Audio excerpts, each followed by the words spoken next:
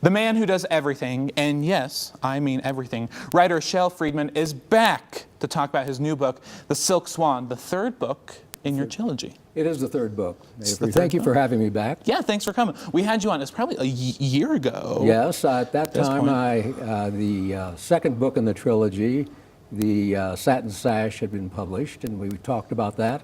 First book was The Velvet Prison, and this is the third book. And they're standalone publications, so you don't have to read all three of them. Okay. Of course, I'd like that you would. You can always buy all three of them, though. Right, yeah. And, but this one is the first book, The Velvet Prison. It took place pre-World War II. Okay. Second book during World War II.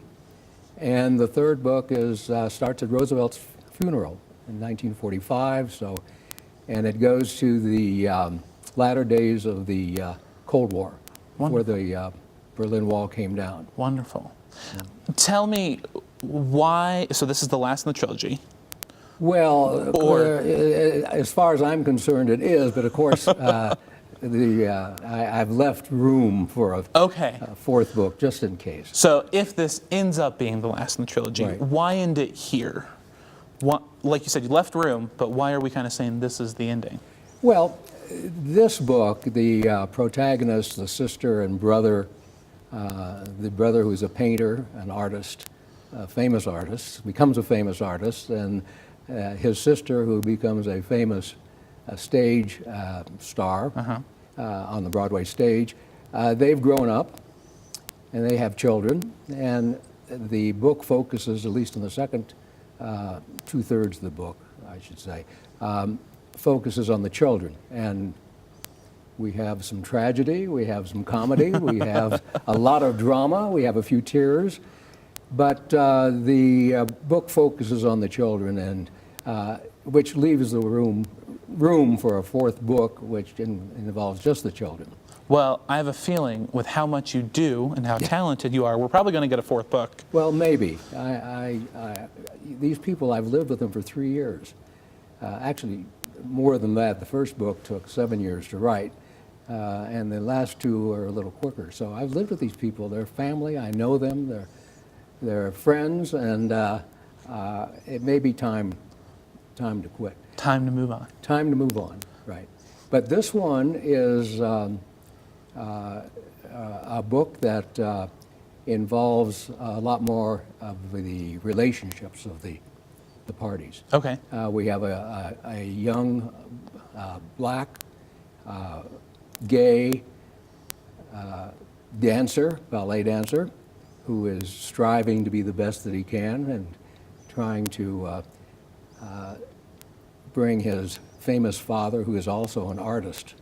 And by the way, these people, he was a real artist, the father, that's not fiction, and tried to bring him around. And we have a young boy who is the son of the protagonist, Travis Kane, who wants to become an architect. Mm-hmm. And he's striving to be the best he can. And we have New York after World War II. We were just licking our wounds and trying to get better. We have this communist scare. Yeah. And we have an unusual situation where Premier Khrushchev and President Kennedy use their heart instead of their heads to bring about a situation that could have resulted in an international problem. Sure. So we have all that, plus we have a lot of dancing. We have the Silk Swan. We have a ballerina that is sent from the Bolshoi to take the lead in Swan Lake in New York.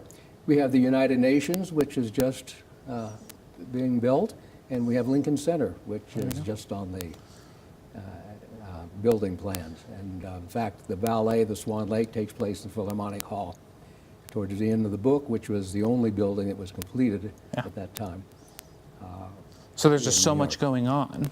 There's a lot something going for on. everyone. I don't want to give any spoilers No. of the thing, but I can tell you that my college roommate, who I'm still in touch with, said that who's my #1 fan, by the way, read the book and said that he mentioned one part which everyone who has read it so far has mentioned, And he said, I was brought to tears. I said, well, you were supposed to have been. So that was that. So I did my job correctly then. Right. As a writer, I did my job. Yeah, exactly.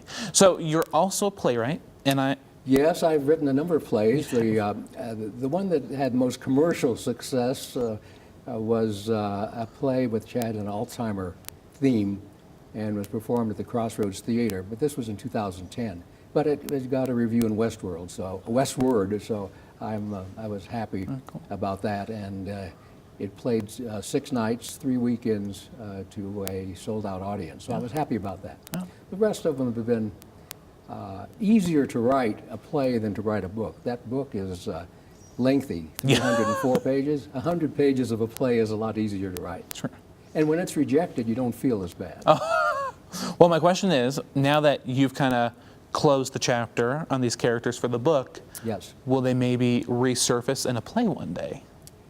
Maybe. Maybe. Maybe. Yes. Maybe. I always wanted to write a screenplay. Okay. And I may give that a try. And I've got another book in mind if I don't continue with this. So what you're saying, as soon as this is bought by some company for a movie, you're going to write the screenplay? Oh, I don't know about that. Perfect. I think if I have a professional, this would be my first screenplay. I think you can do it, and then you'll invite me with you to the Oscars when you accept the award for I would Best invite Screenplay. you, and you would have a ticket. Right. of Perfect. course. Well, we're running out of time, so let's talk. It's an ebook right now. You can buy it online. Ebook on Amazon or any ebook publisher Perfect. or distributor, and you can get the hardback on Amazon, and you could get it ordered at Barnes & Noble or anyplace else. Perfect. Well, Okay. thank you so much for coming down. Thank you for having me. We're really excited for the new book. I'm excited too. I And hope we it will does see you well. next year when you have a new book out, probably. I might do that. All right. Thank you you so very much, much. sir.